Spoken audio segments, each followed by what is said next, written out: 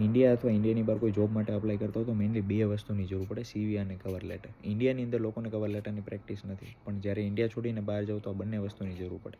સીવી અને cover letter બનાવતી વખતે થોડી બાબતોનું ધ્યાન રાખવું પડે. સૌથી પહેલાં આપણે સીવી માટે વાત કરીએ કે સીવીમાં જનરલી સૌથી પહેલાં આપણે ઉપર નામ રાખીએ, નામની નીચે એડ્રેસ, કમ્પ્લીટ એડ્રેસ જોઈએ. ઘણા બધા લોકો ખાલી લંડન યુકે લખે. લંડનમાં કઈ જગ્યાએ એરપોર્ટ ઉપર રહો છો તમે તો તમારા હાઉસ નંબર આવી જાય, સ્ટ્રીટ નેમ આવી જાય, પછી એરિયાનું નામ આવી જાય, પછી કાઉન્ટી અથવા સિટીનું નામ આવી જાય અને પોસ્ટકોડ આવે. આના પછી તમે તમારો ફોન નંબર એડ કરો, તમારું ઈમેલ આઈડી એડ કરો. હવે ફોન નંબર જ્યારે તમે એડ કરો છો તો ફોન નંબરમાં ઘણા લોકો +44 અને પછી 0 પછી 10 ડિજિટ નંબર લખે છે. +44 પણ લખે છે અને 0 પણ લખે છે. કાં તો 0 રાખો કાં +44 રાખો. આના પછી જ્યારે તમે મેલ આઈડી તો funky mail ID, funny mail ID આવું ના રાખો, થોડું પ્રોફેશનલ રાખો, કંઈ નહીં તો તમારા નામવાળું રાખો. આના પછી તમારું લિંકઇન આઈડી છે અને હાઇપર લિંક રાખો કે 1 ક્લિકમાં એ ડાયરેક્ટ ઓપન થઈ જાય. આના પછી આગળ વાત કરીએ કે એજ્યુકેશનલ ક્વોલિફિકેશન, જેમાં તમે તમારી ફોર એક્ઝામ્પલ એસેન્ડિંગ કે ડિસેન્ડિંગ હોય. ફોર એક્ઝામ્પલ તમે ઇન્ડિયામાં બેચલર કર્યું, ફોરેન કન્ટ્રીઝમાં આવીને તમે અહીંયા ધારો કે માસ્ટર કર્યું, તો સૌથી પહેલાં તમારી હાઈએસ્ટ ડિગ્રીઓ એ રાખો. એવી રીતે તમે પછી એ ઓર્ડર મેન્શન કરો. હવે એમાં ફોર એક્ઝામ્પલ આપણે કહીએ કે તમે ફોર એક્ઝામ્પલ કોઈ એક સરદાર પટેલ યુનિવર્સિટીમાંથી કોઈ એક ડિગ્રી કરી, તો એ ડિગ્રી બીએસસી ઇન કેમેસ્ટ્રી, ખાલી બીએસસી ના લખો, બીએસસી ઇન કેમેસ્ટ્રી અથવા બીએસસી ઇન માઇક્રોબાયોલોજી, પછી યર લખો અને ખાસ કંઈ ના લખો તો કન્ટ્રીનું નામ લખો. તમારે એડ્રેસ નથી લખવાનું કે કયા રોડ ઉપર આવેલી છે અને શું આવેલું છે, પણ ખાલી કન્ટ્રીનું નામ મેન્શન કરો એટલીસ્ટ, તો ખબર પડે કે ઇન્ડિયાથી સ્ટડી કર્યું છે કે યુકેથી કર્યું છે. આના પછી ડિસ્ટિંક્શન, ફર્સ્ટ ક્લાસ, આ રીતે ક્લાસ મેન્શન, તમે જે કન્ટ્રીમાં છો એ કન્ટ્રીમાં શું પેટર્ન ચાલે છે એ પ્રમાણે રાખો. ઘણી જગ્યાએ ગ્રેડ ચાલતો હોય, ઘણી જગ્યાએ ક્લાસ ચાલતો હોય, ઘણી જગ્યાએ આપણે કહીએ કે આ first class, second class, distinction આ રીતે લખતા હોય છે લોકો. આના પછી આપણે એવું 10 સુધી નથી લખવાનું જરૂર. તમે બેચલર લખો, માસ્ટર લખો, પહેલાં માસ્ટર લખો, પછી બેચલર લખો, પછી તમે તમારું હાયર સેકન્ડરી એટલીસ્ટ મેન્શન કરવું હોય તો કરો, બરાબર. પછી 10th ને એ બધું નથી લખવાની જરૂર. આના પછી છે એક્સપિરિયન્સ સેક્શન. હવે એક્સપિરિયન્સ સેક્શનની જ્યારે વાત આવે છે તો આ લખવામાં બહુ સારી રીતે ધ્યાન રાખવું પડે કે એક્સપિરિયન્સ સેક્શનમાં, હવે હું એક એક્ઝામ્પલ લઉં કે ધારો કે હું માઇક્રોબાયોલોજીનો કેન્ડિડેટ છું, મેં કોઈ જગ્યાએ માઇક્રોબાયોલોજીની પોઝિશન ઉપર કામ કર્યું છે, તો હું ખાલી એવું લખી દઉં કે ભાઈ પીઈટી, એમએલટી, બાયોબર્ડન, આવી રીતે નહીં.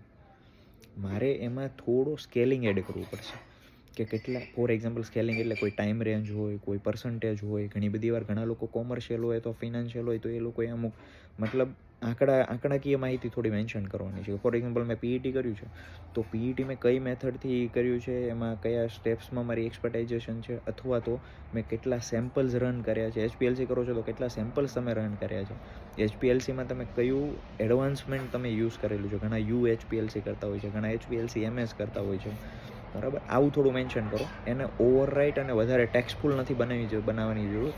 જ્યારે પણ તમે ચેટ જીપીટીમાં ખાસ કરીને આપો તો ચેટ જીપીટી બહુ ટેક્સ્ટફુલ બનાવે છે અને એ ટેક્સ્ટફુલ લેંગ્વેજ હવે લોકો ઓળખી જાય છે, એટલે ખાસ ટેક્સ્ટફુલ ના કરો. જો તમે ચેટ જીપીટીનો યુઝ કરીને લખો તો એ સેન્ટેન્સને થોડા બ્રીફ બનાવવાનો ટ્રાય કરો.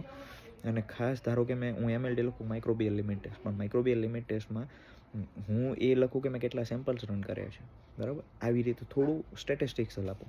હવે સીવીમાં તમે જ્યારે કોઈ વસ્તુ ક્લેમ કરો છો તો એ દરેક વસ્તુને આપણે કવર લેટરમાં કરવાની છે. આના ઉપર આપણે થોડી વધારે વાત કરીએ, કારણ કે હવે એક્સપિરિયન્સ સેક્શનમાં એ બહુ ઇમ્પોર્ટન્ટ વસ્તુ છે કે જ્યારે તમે કોઈ જગ્યાએ અપ્લાય કરો છો તો સૌથી પહેલાં જોબ ડિસ્ક્રિપ્શનમાં લાઇનિંગ કરો કે તમારે કઈ કઈ વસ્તુ છે. એમાં 2 વસ્તુ હોય, કોઈ પણ જોબ ડિસ્ક્રિપ્શન હોય ને એમાં 2 વસ્તુ હોય. જોબ ડિસ્ક્રિપ્શન એટલે પર્સન સ્પેસિફિકેશન, અથવા તો આપણે કહીએ કે એલિજિબિલિટી રિક્વાયરમેન્ટ્સ. ધારો કે કોઈ કંપની છે, ત્યાં કોઈ એક પોઝિશન છે અને ત્યાં એ લોકોને 2 વસ્તુની જરૂર હોય. કોઈ પણ જોબ ડિસ્ક્રિપ્શન રીડ કરો એમાં 2 વસ્તુ હોય, એક ડિઝાયરેબલ અને એક એસેન્શિયલ. એસેન્શિયલ એટલે કમ્પલસરીલી એ બધા પોઈન્ટ્સ તમારી જોડે હોવા જ જોઈએ. તો એ એસેન્શિયલ પોઈન્ટ્સ તમારા સીવીમાં આવવા જોઈએ બધા, અને એ જે પોઈન્ટ તમે સીવીમાં મેન્શન કરો છો એને પછી કવર લેટરમાં તમારે એક્સપ્લેન કરવાના છે. કવર લેટરમાં કઈ રીતે કરવાના એની 2 મિનિટ પછી વાત કરીએ. તો જોબ ડિસ્ક્રિપ્શન અને સીવી આ બંને તમારો કનેક્ટિંગ થવો જોઈએ. એટલે એવું ના થાય કે ભાઈ જોબ ડિસ્ક્રિપ્શનમાં એસક્યુએલ માગે છે પણ તમારા સીવીમાં ક્યાંય એસક્યુએલ હોય જ નહીં, તમે ક્યાંય એજ્યુકેશનમાં કે તમારા એક્સપિરિયન્સમાં ક્યાંય એસક્યુએલ કર્યું જ નથી, તો એસક્યુએલ જેવો વર્ડ જ નહીં હોય તો તમે ત્યાં સિલેક્ટ નહીં થાવ, તમે ત્યાં ફેલ, બરાબર. પછી એ કવર લેટર રીડ નહીં કરે. આના પછી એક્સપિરિયન્સ પછી કદાચ જો તમે ટ્રેનિંગ કરી હોય, તમે ઇન્ટર્નશિપ કરી હોય, કોઈ પ્રોજેક્ટ્સ કર્યા હોય તો એ પ્રોજેક્ટ્સ લખો. ઘણી બધી વાર લોકો ડિઝર્ટેશન કર્યું હોય, થીસીસ કર્યું તો ખાલી ટાઇટલ લખી દે. એ ટાઇટલની જોડે જોડે તમે અચીવ શું કર્યું એ મેન્શન કરો. આમાં 2 વસ્તુ છે કે જો તમારે થોડો સીવી લેન્ધી બનાવવો છે તો ઘણા લોકો એવું લખે કે ભાઈ આ પ્રોજેક્ટની અંદર મેં આટલી વસ્તુ કરી અને એની અંદર મને આ અચીવમેન્ટ્સ અથવા આ આઉટકમ્સ મળ્યું. ઘણા બધા લોકો ખાલી આઉટકમ્સ લખતા હોય છે, પણ એટલીસ્ટ આઉટકમ તો લખો જ. પણ જો એમાં તમે કોઈ ચેલેન્જિંગ ટાસ્ક કર્યો છે તો એ ચેલેન્જિંગ ટાસ્ક એમાં મેન્શન કરવાનું.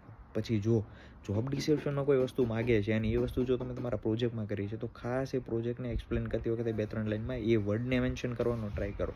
કે ફોર એક્ઝામ્પલ એને મેજર એસક્યુએલ રિક્વાયરમેન્ટ છે તો એ એસક્યુએલ જો તમે તમારા પ્રોજેક્ટમાં કર્યું તો એ પ્રોજેક્ટમાં તમે હિડન ના રાખો, એને મેન્શન કરો. એનાથી એને ખબર પડે કે ભાઈ સ્ટડીમાં એ એસક્યુએલ શીખેલો છે, કારણ કે એને ડેટા સાયન્સની જરૂર છે. તો કદાચ એને ખબર છે કે ડેટા સાયન્સમાં તમે એસક્યુએલ ભણ્યા જશો, પણ એની જોડે તમે પ્રોજેક્ટમાં એસક્યુએલ ડન કર્યું છે, તમે તમારા વર્કમાં એસક્યુએલ કર્યું છે, આ વર્ડ રિપીટ થાય એનો કાંઈ વાંધો નથી. ઘણા લોકો એવી ના પાડે છે કે વારંવાર કોઈ વર્ડ રિપીટ ના થવા જોઈએ. ના, તમે કરેલું છે તો એ વર્ડને રિપીટ કરો, કારણ કે એ મેજર રિક્વાયરમેન્ટ છે જોબ ડિસ્ક્રિપ્શનની અંદર.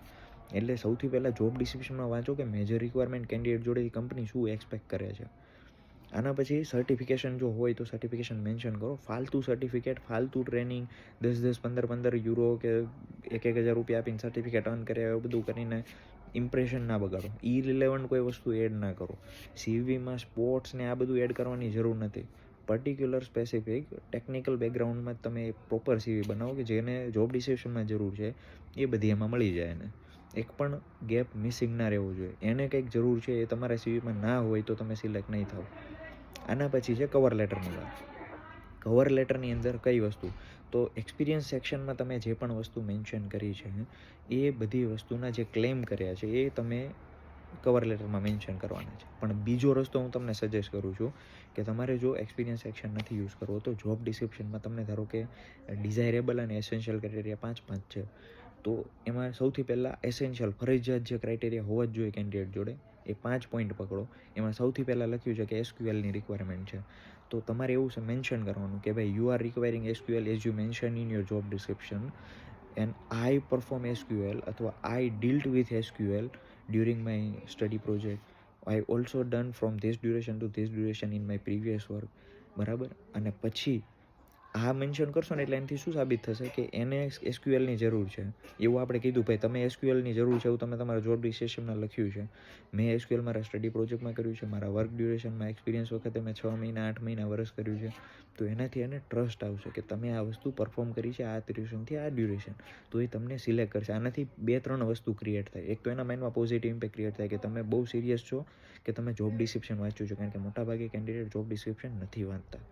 આ પહેલી ઇમ્પ્રેશન. બીજી ઇમ્પ્રેશન કે એને જે જરૂર છે ને તમે વિથ એક્ઝામ્પલ સેટ કર્યું છે, એટલે એને ફર્ધર એ ક્વેશ્ચન નથી કે તમે ક્યાં એને પરફોર્મ કર્યું છે કે નથી કર્યું, કે તમે ખાલી સ્ટડીમાં જ તમે ડીલ કરી છે.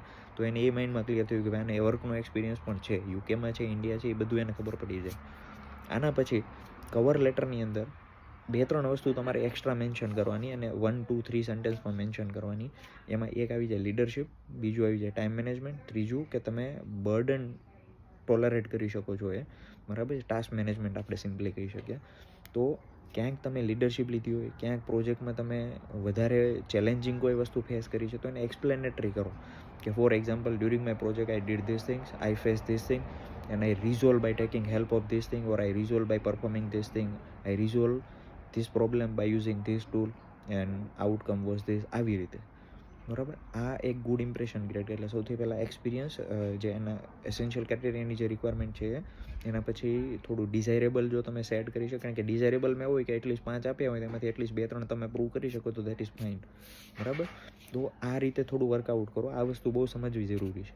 હવે જો તમારું બેકગ્રાઉન્ડ ડાટા સાયન્સ છે, ઇલેક્ટ્રિકલ છે, મિકેનિકલ છે કે પછી કેમેસ્ટ્રી છે, તો આવા 4 સબ્જેક્ટવાળા, જે મતલબ મેં એક બેઝિક સાયન્સમાંથી લીધો છે, એક ડાટા સાયન્સમાંથી લીધો છે જેને કમ્પ્યુટર સાયન્સ આઈટીવાળા બધા યુઝ કરી શકે, કેમેસ્ટ્રીવાળાનું જેમાં માઇક્રોવાળા બાયોટેકવાળા બધા યુઝ કરી શકે, અને મિકેનિકલ અને ઇલેક્ટ્રિકલ જેમાં બધા એન્જિનિયરિંગવાળા યુઝ કરી શકે. તમે થોડું ટેમ્પલેટ સમજી શકો. મેં સીવી અને કવર લેટરના આ 4 સબ્જેક્ટ માટે બનાવ્યા છે. એટલે જેવું તમે કોમેન્ટમાં લિંક લખશો એટલે આખી ફાઇલ હું તમને મોકલી દઈશ, અને એ ફાઇલ તમે એકવાર જોઈ લો. એના થોડા ટેમ્પલેટ છે એ યુઝ કરો અને પછી એ પ્રમાણે તમે તમારું સીવી ટેલર કરવાનો ટ્રાય કરો.